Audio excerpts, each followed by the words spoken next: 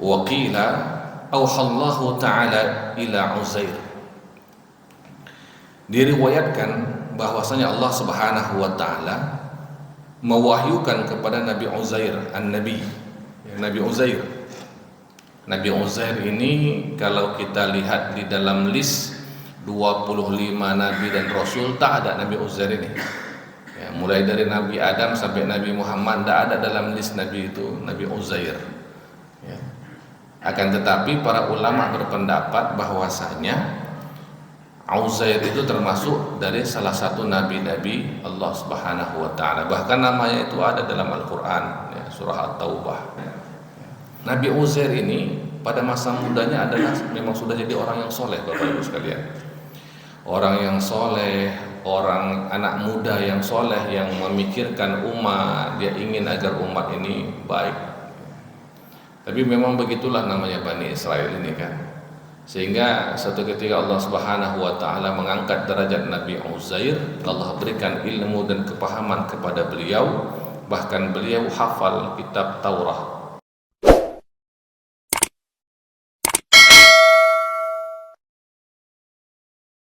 A'udzubillahi minasyaitonirrajim. Bismillahirrahmanirrahim. Assalamualaikum warahmatullahi wabarakatuh.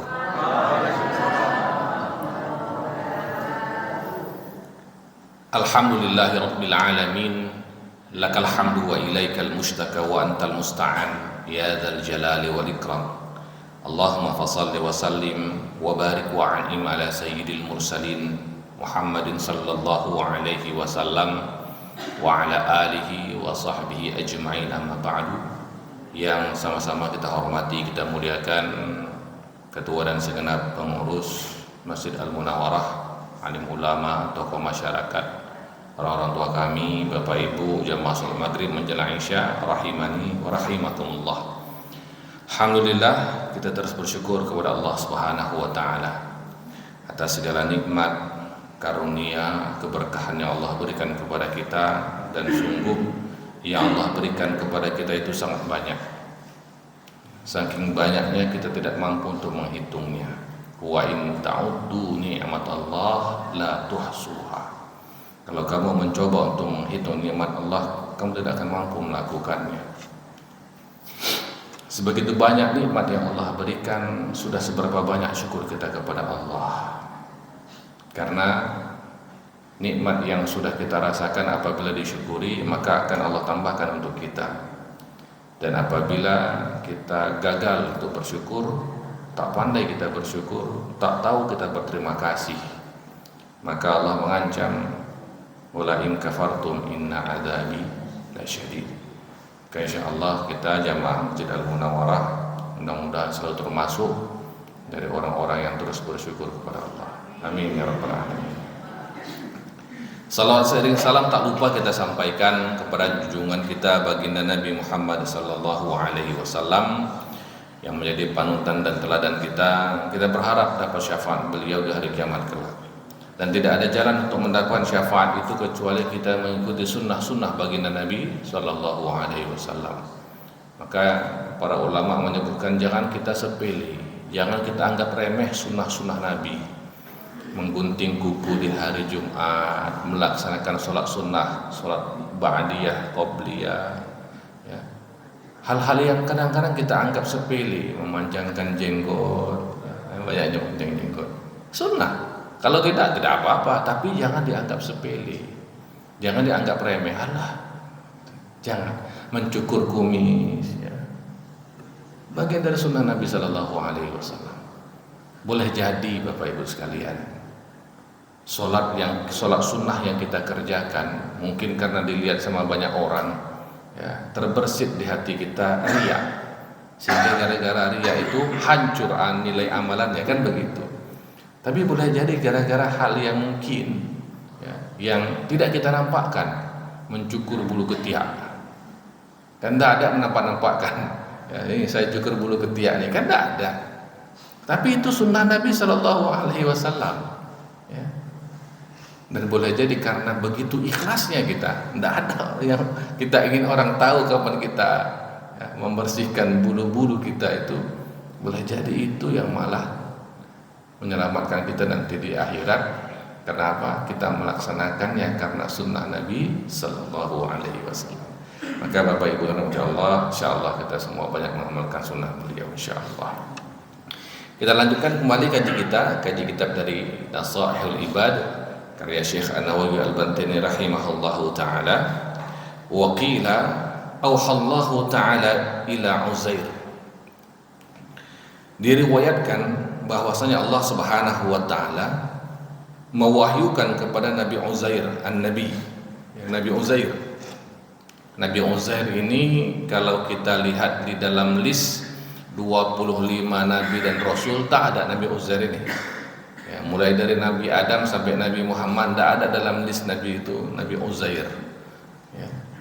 Akan tetapi para ulama berpendapat bahwasanya Uzair itu termasuk dari salah satu nabi-nabi Allah Subhanahu wa taala. Bahkan namanya itu ada dalam Al-Qur'an, ya, surah At-Taubah.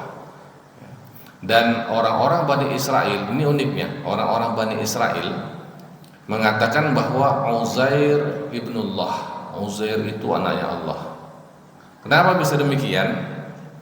Nabi Uzair ini pada masa mudanya adalah memang sudah jadi orang yang soleh, Bapak Ibu sekalian. Orang yang soleh, orang anak muda yang soleh, yang memikirkan umat, dia ingin agar umat ini baik. Tapi memang begitulah namanya Bani Israel ini kan. Sehingga satu ketika Allah Subhanahu wa taala mengangkat derajat Nabi Uzair, Allah berikan ilmu dan kepahaman kepada beliau, bahkan beliau hafal kitab Taurat. Taurat beliau hafal. Kitab Taurat ini dia berbeda dengan Al-Qur'an. Maksudnya berbeda itu bagaimana Ustaz? Kitab Taurat itu ketika Allah Subhanahu wa taala turunkan, dia langsung dalam satu kitab. Nah, ini kitab ini langsung turun, Taurat. Berbeda dengan Al-Qur'an yang diturunkan secara bertahap-tahap. Ya. Turun malaikat Jibril kepada Nabi sallallahu alaihi wasallam, menyampaikan wahyu kepada Nabi, lalu Nabi menyampaikan kepada sahabat. Sahabat telah turun wahyu, tulis. Ditulis di lembar suhuf-suhuf, ya, di kulit-kulit binatang, kan begitu. Selama 23 tahun baru kemudian dikumpulkan. Sementara kitab Taurat dia memang langsung turun dia. Turun, ya. Allah turunkan kepada Nabi Musa alaihissalam. Itu istimewanya. Dan kitab Taurat ini bercahaya dia. Sehingga karena ini kitab yang istimewa, enggak semua orang punya. Ya, enggak semua orang bisa baca. Karena dijaga, namanya kitab yang suci. Tentu dijaga. Dan tidak ada kopiannya. Itu istilahnya lagi, tidak ada kopiannya. Kalau mau dikopi, diperbanyak, tentu harus ada orang yang menuliskannya dan lain-lain, ya. Tapi karena ini kitab benar-benar dijaga, disimpan oleh para rahib-rahib itu, tidak boleh orang memilikinya, tidak ada orang lain boleh mengaksesnya kecuali mereka rahib-rahib saja. Maka umat pada masa itu ya hanya mendengarkan dari para rahib. Nah, karena keterbatasan seperti itu, tiba-tiba Nabi Uzair mengatakan kepada umat Bani Israel masa itu, aku hafal kitab Taurat, katanya. Tentu tidak ada yang percaya. Sedangkan untuk mengaksesnya saja susah, apalagi hendak menghafalkannya. Allah mudahkan untuk menghafal Al-Quran, tapi Taurat Allah tidak mudahkan itu, sulit. Makanya jarang ada penghafal Taurat, penghafal Injil. Itu memang tidak dimudahkan Bapak Ibu sekalian. Tapi Al-Quran, walaqad yassarnal Qur'ana lidzikri fahal mim muddakir, dan kami telah mudahkan Al-Quran untuk diingat. Apakah ada yang mau menghafalnya? Allah tantang kita itu. Makanya kita itu mudah menghafal Al-Quran. Nah, Taurat susah, sulit. Tapi Allah mudahkan ini untuk Nabi Uzair. Dan Allah beri kefahaman, Allah buat beliau ini hafal dengan kitab Taurat. Ketika dikatakan saya hafal Taurat, orang tak percaya, ya. Tapi begitupun mereka masih menantang, apa buktinya? Kata Nabi Uzair, berikan kepadaku pena dan kertas, diberikan. Maka Nabi Uzair dengan hafalannya ditulis isi kitab Taurat, ditulis sampai selesai. Ya. Beliau katakan ini Taurat. Orang-orang tentu tak paham, orang mereka pun tak hafal. yang bisa memvalidasi bahwa Taurat yang ditulis oleh Nabi Uzair ini sama seperti yang asli hanya para rahib.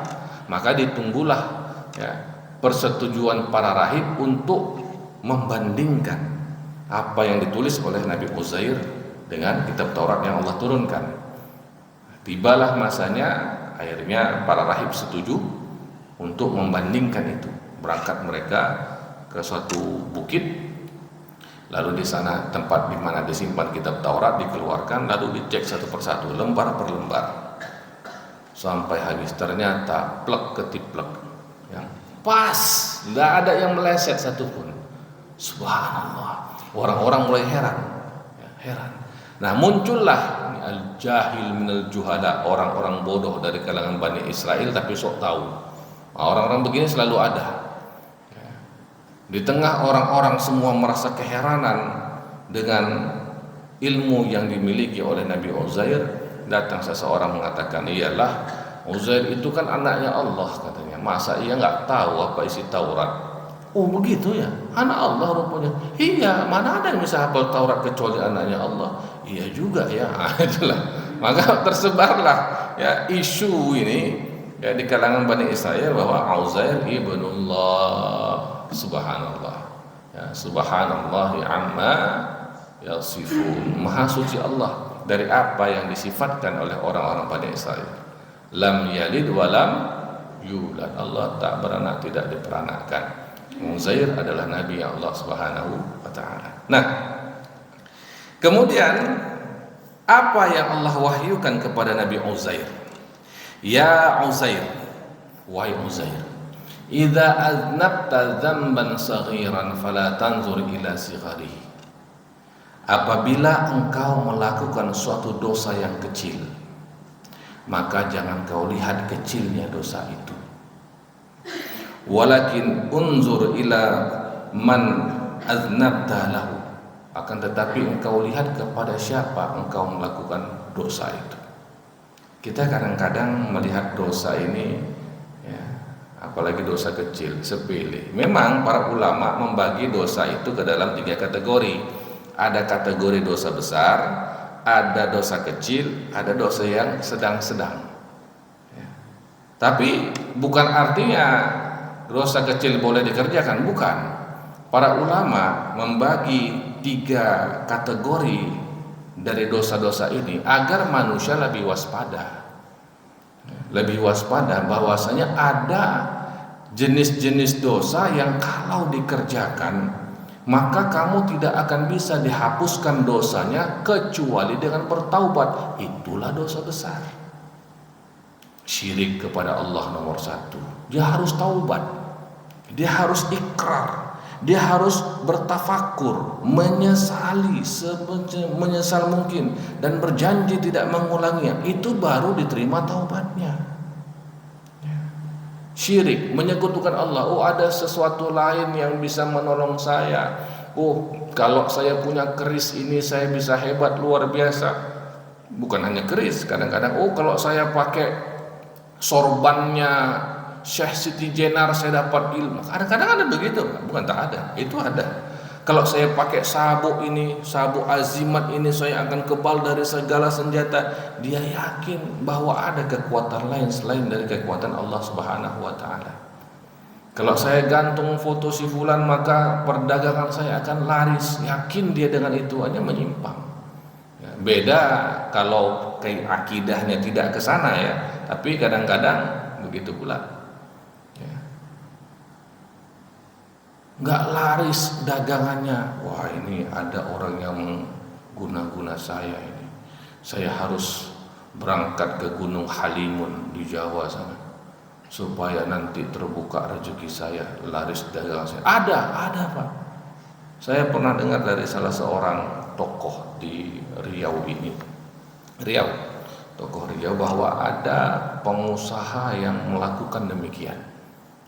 Seorang pengusaha di Riau yang melakukan demikian ya, ke Gunung Halimun dia bertapa di sana ya, begitulah, nauzubillah. Tapi itu dilakukan ya, dilakukan demi mensukseskan perdagangannya.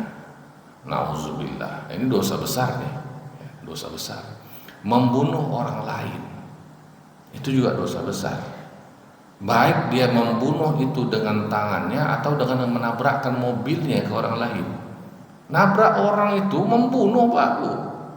Kita tabrak orang lain, baik dengan sepeda motor, dengan mobil, mati orang itu, meninggal dia, maka kita membunuh orang lain.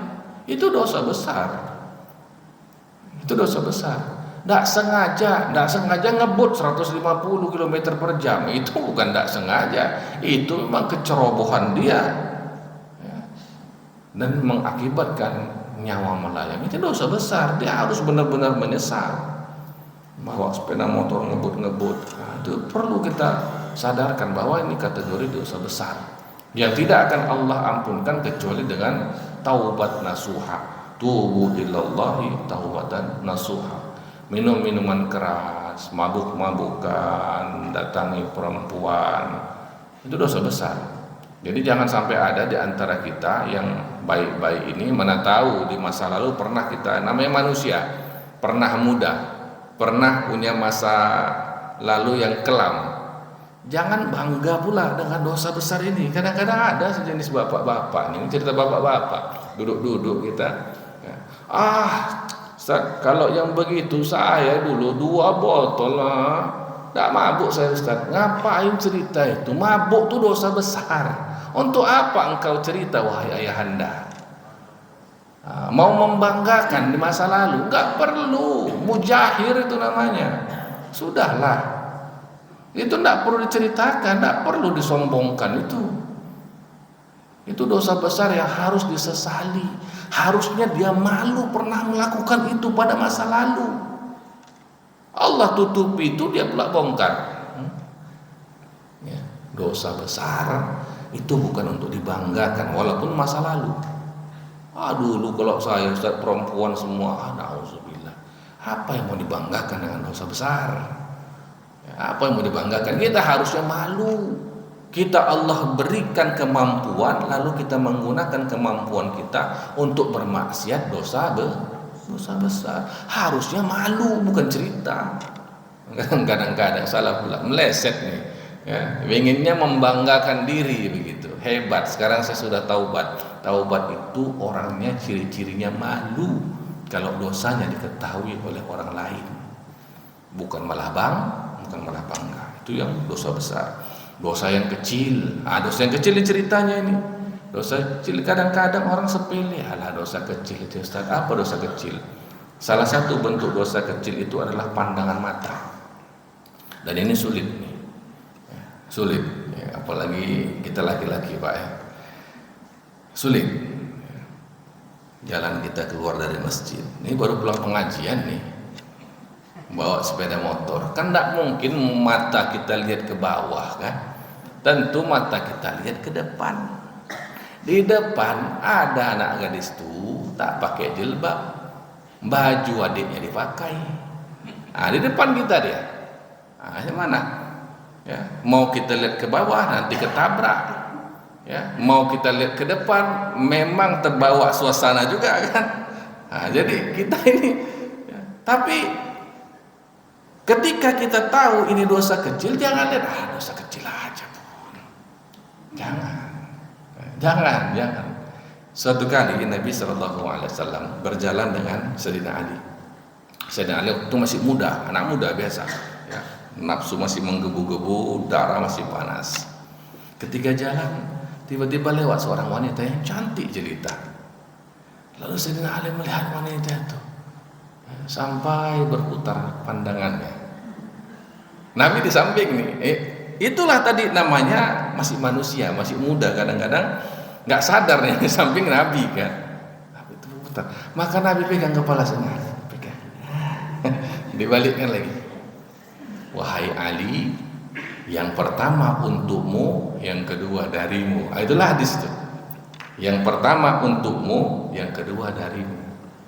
Jadi ibu-ibu, mohon maaf nih, jangan marah kali. Mana tahu bapak lagi jalan sama ibu di mall, tiba-tiba begini pula kan, Ya, jangan marah betul. Bahkan setingkat Sayyidina Ali pun kadang-kadang tidak sengaja. Itu bapak-bapak tidak sengaja, Bu.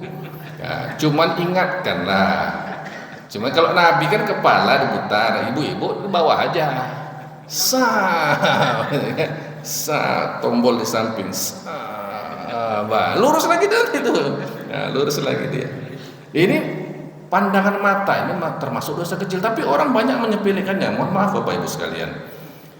Banyak dosa-dosa besar yang terjadi itu akibat menyepelekan dosa kecil. Ini salah satunya. Santer di dinas-dinas ya, kantor perkantoran itu orang selingkuh. Kenapa bisa terjadi selingkuh? Karena mengikuti pandangan matanya. Oh, nampak cantik ini, sekali dilihat, dua kali dilihat, lama-lama kan penasaran gitu. Ya, penasaran ya, tentu kalau penasaran mencoba.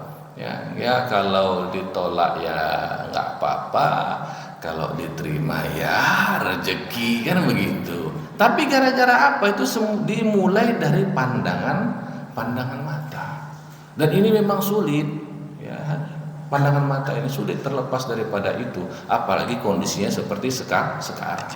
Tapi jangan disepelekan. Ustaz, masa kaum bapak, Ustaz, kaum ibu yang mana? Kaum ibu juga ada. Kaum ibu, dosa kecil yang paling disepelekan itu adalah mendengar ghibah. Ya, orang bergosip. Ya, biasanya ibu-ibu pergi ke kedai belanja. Ibu, saya yakin ibu-ibu ini tidak ada tuh niatnya mau berghibah tuh di kedai itu, tidak ada. Saya yakin itu. Ya, hakul yakin saya. Tapi kadang-kadang ya, lagi pilih-pilih bawang, terdengar pula cerita ibu yang di sebelah kan. Milih bawang lama betul, rupanya bukan milih bawang ya. Menyimak apa ini sebelah ini, sama'una lil kadhibi akaluna lis-suhti ya. Jadi mendengar itu pun walaupun dia tidak sampai seperti orang yang bergibah, tapi mendengar pun itu masuk kategori dosa, meskipun dosa kecil. Kadang-kadang ibu-ibu majelis taklim ya. Ini biasa ibu-ibu majelis taklim nih, Ustadz ceramah di depan, di belakang cerita juga ibu tuh. Ustadz ceramah di depan, di belakang ibu tuh cerita, besar pula suaranya itu. Ya Allah ya Rabbi, apa ceritanya? Tentu kalau bukan menggibah nggak seru. Mana ada orang cerita di belakang tuh cerita yang baik-baik. Nah, cerita gibah lah. Si fulan begini apa begitu, iya. Ya. Jadi ibu di sebelah dia nggak suka bergibah, tapi menyimak itulah dosa kecil itu. Kalau ikut bergibah, ada dosa kecil lagi namanya menyimak itu. Okay. Maka hal-hal seperti ini jangan kita anggap sepele. Banyak orang yang ketika berjalan mampu menghindari bongkahan batu yang besar supaya tidak tersandung, tapi dia lupa bahwa kerikil yang kecil bisa membuat dia terpeleset dan tergelincir. Hati-hati dengan dosa kecil. Boleh jadi ia memang bisa terhapus dengan amal-amal kebaikan. Ya. Bukankah Nabi SAW telah bersabda, wa'atbi'is sayyi'atal hasanata tamhuha. Ikutkanlah perbuatan yang buruk dengan perbuatan yang baik, maka perbuatan yang baik akan menghapuskan dosa dari perbuatan buruk itu. Ini kategori dosa kecil. Makanya kadang-kadang meskipun mata ini kurang-kurang terjaga, telinga kurang-kurang terjaga, tapi dengan kita sholat 5 waktu ke masjid, setiap langkah kita dari rumah ke masjid itu menghapuskan dosa-dosa kecil kita tadi itu. Itu yang membuat kita tetap waras nih dengan dosa-dosa yang sekian banyak dari mata kita, dosa-dosa kecil tuh dengan telinga kita. Makanya tetap baik-baik saja gitu. Karena dosa kecil memang terhapus dia. Dengan amal baik terhapus dia. Langkah kita dari rumah ke masjid itu hadis Nabi SAW, satu langkah dihapus dosa, satu langkah dapat pahala, naik derajatnya. Jadi kita terhapus. Yang mana itu yang dosa-dosa kecil, dosa besar tidak. Makanya dosa kecil ini walaupun dia terhapus dengan amal kebaikan, jangan dianggap sepele. Karena kita bermaksiat kepada Tuhan yang sama. Kalau kita bikin dosa besar, kita maksiat kepada Allah. Bikin dosa kecil, maksiat kepada siapa? Kepada Allah juga. Jadi sama aja. Harusnya kan kita malu ya. Apalagi kita udah banyak nikmat, harusnya tambah malu kita. Walaupun dosa-dosa kecil. Itu yang pertama. Lalu kemudian wa idza asabaka khairun yasirun, apabila engkau mendapatkan kebaikan tapi sedikit. Dapat kebaikan, dapat pekerjaan tapi gajinya kecil. Dapat proyek untungnya tipis. Yang biasa itu. Ya, berjualan ya untung-untung tipis lah gitu. Hampir-hampir rugi ya, balik-balik modal lah, ya, untung sedikit aja. Fala tanzur ila sigharihi, jangan lihat kecilnya nikmat dan rezeki itu. Wanzur ila man razaqaka, tapi lihatlah siapa yang memberikan engkau rezeki. Saya sering membuat permisalan begini. Misalnya seseorang kerja menyapu jalan. Ya, kadang-kadang kita lihat di jalan ada orang pakai rompi yang kuning itu nyapu jalan, ya kan? Berapa gajinya itu? Ya, saya pernah nanya, kayaknya sekitar 900 ribuan karena dia kerja lepas saja begitu, bukan rutin ya. Sekitar kalau dikumpul-kumpul sekitar 900 ribuan lah sebulan. Sebulan. Subhanallah. Di sisi lain ada orang namanya Rafathar. Ibu-ibu tahu Rafathar ya? Tahu Bu Rafathar?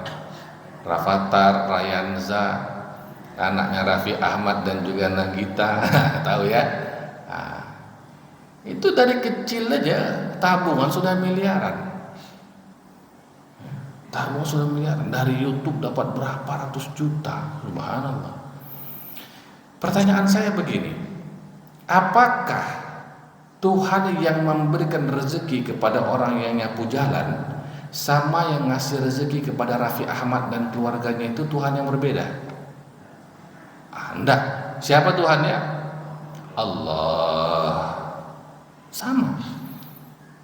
Lalu kenapa Allah tidak memberikan rezeki yang sama banyak seperti ke Raffi Ahmad dan keluarganya itu kepada orang yang nyapu jalan tadi itu? Kan itu dia. Sama Tuhannya kan? Tuhan kita yang memberikan kita rezeki siapa? Allah. Kenapa kita nggak dapat rezeki sebanyak mereka? Apa beda Tuhan kita? Enggak, Tuhan kita sama, Allah. Tapi Allah Subhanahu wa taala yabsutur rizqa wa yaqbid. Allah buka bagi sebahagian, Allah tahan untuk sebahagian yang lain. Ya mungkin kita ini kebagian yang ditahan sama Allah. Ya, enggak dibuka lebar-lebar. Kenapa gitu, Ustaz? Boleh jadi kalau kita dibukakan rezeki sebegitu lebar, tidak di Masjid Munawwarah ini kita, tidak di sini kita ini, entah di mana-mana kita ini, di tempat-tempat maksiat, di hotel-hotel mana, Allahu alam, kita nggak tahu. Enggak Ustaz, saya yakin kalau rezeki saya banyak, saya pasti di Masjidil Haram terus. Jangan sebegitu pede ya jadi manusia. Kita ini hanyalah hamba-hamba yang lemah. Bahkan setingkat sahabat Nabi yang bernama Tha'labah. Ya. Itu sahabat Nabi yang kalau sholat itu selalu bersama dengan Nabi. Dia itu cepat-cepat pulang dari masjid habis sholat jamaah. Itu bukan karena malas zikir kayak kita. Kalau kita ya Assalamualaikum warahmatullah, Assalamualaikum warahmatullah, langsung keluar. Padahal tidak ada, mau dikejar apapun tidak ada bisnis yang miliaran ditunggu-tunggu itu tidak ada. Tapi cepat aja, mau pulang aja. Salah banget begitu, dia itu harus segera pulang supaya bisa bergantian sama istrinya. Istrinya butuh sarung untuk sholat. Maka dia minta, ya Rasulullah, aku miskin betul ya Rasulullah. Bahkan untuk sholat pun berbagi sarung, berbagi kain saya sama istri. Tolonglah doakan saya di orang kaya. Rasulullah tak mau, tapi akhirnya ya, karena permintaan terus, ya, akhirnya apa? Rasulullah kabulkan, Rasulullah doakan, Rasulullah berikan modal, jadi orang kaya. Bukan makin rajin ke masjid, makin tak nampak batang hidungnya di masjid. Itu sahabat, apalagi kita. Tidak usah kepedean kali kita untuk jadi orang yang sekaya itu. Tidak usah. Sebeginilah kita sekarang Bapak Ibu. Ini yang paling pas untuk kita. Kadarnya udah pas, dosisnya nggak berlebihan, nggak berkekurangan, pas. Inilah dia cukup. Kalau lebih, ya, saya sendiri merasa-rasa sempatlah uang saya sebanyak itu. Tak nampaklah saya di masjid sampai ceramah, saya ngapain saya ceramah lagi? Ya kan? Iya, saya merasa ya Allah, memang Engkau maha bijaksana, maha penyayang terhadap hamba-hambamu. Allah ingin kebaikan terhadap diri kita, sehingga Allah batasi rezeki kita jangan berlebih-lebihan, karena kita menghilang dari masjid ketika dibanyakkan rezekinya sama Allah. Ya, asyik ke mall aja, tiba-tiba sebentar udah ke London, ke Eropa, ke Amerika, ke masjid nggak nampak-nampak. Ya, nah itulah. Ya, maka sudahlah, udah pas. Ya, jangan lihat besar kecilnya. Sedikit sekali saya rezeki saya, tetangga saya rumah besar-besar, ini baru beli mobil baru lagi dia. Jangan disamakan, ya, jangan disamakan. Lihat siapa yang memberikan kita rezeki. Siapa? Allah. Maka kita bersyukur, alhamdulillah. Ini yang paling pas untuk kita, paling pas untuk rumah tangga kita. Kadang-kadang kan orang begitu, ketika masih biasa-biasa saja setia betul sama istrinya, gitu dah, naik baru naik jabatan kepala dinas, udah bertambah satu lagi istrinya. Iya kan? Itu yang terjadi kan? Jadi kita ini jangan sampai over confidence, kepedean. Ya, dapat nih mas sedikit kali saya dapat, ya Allah, segini mana cukup? Memangnya Allah salah? Allah tak pernah salah. Allah tak pernah salah memberikan rezeki kepada seseorang. Segini rezeki kita hari ini, segini rezeki kita bulan ini, maka itu yang paling tepat untuk kita. Kita syukuri dengan sebaik-baiknya, maka akan Allah tambahkan lagi untuk kita. Ya. Kadang nggak mesti bertambah nilainya, ya, rupiahnya nggak bertambah segitu aja ya, tapi kesehatan kita bertambah, kebahagiaan kita bertambah. Allah bisa menambahkan nikmat dari mana saja, nggak mesti harus uang. Masya Allah. Dan yang terakhir, wa idza asabaka baliyatan, apabila menimpa kalian satu ujian dan cobaan, fala tashkuni ila khalqi, jangan kalian mengadukanku di hadapan makhlukku. Maksudnya apa? Jangan mengeluh kepada makhluk. Mengeluh kepada makhluk selain tidak memberikan efek apapun, tidak menyelesaikan masalah kita, malah membuat Allah Subhanahu wa ta'ala marah dan tidak ridho. Bapak Ibu sekalian, kalau kita mengeluh, kadang orang mengeluh di media sosial, kadang mengeluh kepada tetangga, ini mohon maaf, gak semua orang di sekitar kita yang kenal sama kita, tetangga kita, saudara kita, itu orang-orang yang baik seperti sahabat yang mau saling membantu seperti Muhajirin dan Ansor. Tidak. Seandainya masyarakat kita sebaik itu, penuh Masjid Al-Munawwarah ini, buktinya kan tidak. Artinya apa? Kalau kita mengeluh kepada orang lain, belum tentu juga dia bersimpati. Dia mungkin, oh Masya Allah, gaya di depan kita, di belakang tawa dia. Gak perlu kita mengeluh, mengadu kepada makhluk, apalagi bikin status. Suami istri cekcok, istri bikin status, suami yang soleh adalah suami yang mampu bersabar menghadapi istrinya, ya, menjadi imam yang baik untuk keluarganya. Suaminya baca status istrinya, dibalas. Istri solehah adalah istri yang selalu mentaati suami dalam keadaan marah dan ridho, kan begitu. Membalas orang ini berdua. Tetangga sebelah lihat, si ibu ini bikin status ini, si bapak, lagi bertengkar orang ini, jadi gosip. Itulah jadi gibah lagi, bahan gibah orang. Nggak ada yang peduli dengan kita, sudahlah. Kalau ada masalah, ada cobaan, ada ujian, Yang memberikan ujian itu siapa? Allah. Allah menguji kita. Jadi ketika Allah menguji kita, Allah ingin lihat kita ini ngadu ngeluh sama siapa. Malah kita ngadu ngeluh sama tetangga, ngeluh di media sosial. Kenapa enggak kembali kepadaku, wahai hambaku? Aku yang mengujimu. Kenapa engkau enggak mengeluh dan mengadu kepadaku? Ya Allah, berat betul rasanya ujian ini ya Allah. Allah senang, Allah suka dengan seorang hamba yang ketika diuji oleh Allah, dia cepat kembali kepada Allah Subhanahu wa taala. Maka jangan pandang ujian dan cobaan itu sesuatu yang Allah benci sama saya. Enggak. Allah menguji kita agar kita kembali kepadanya. Mudah-mudahan kaji kita malam hari ini dapat menambah wawasan kita bersama dan dapat menjadikan kita pribadi yang lebih baik lagi, dan khususnya saya mengatakan ini kepada diri saya sendiri, dan semoga Allah mengampunkan dosa-dosa kita semua.